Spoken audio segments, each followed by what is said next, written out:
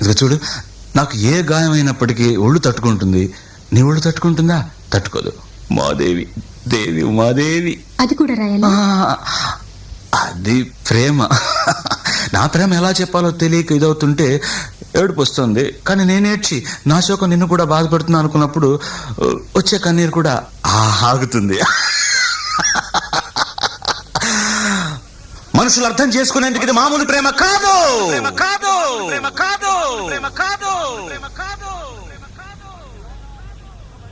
అగ్నిలాగా స్వచ్ఛమైనది.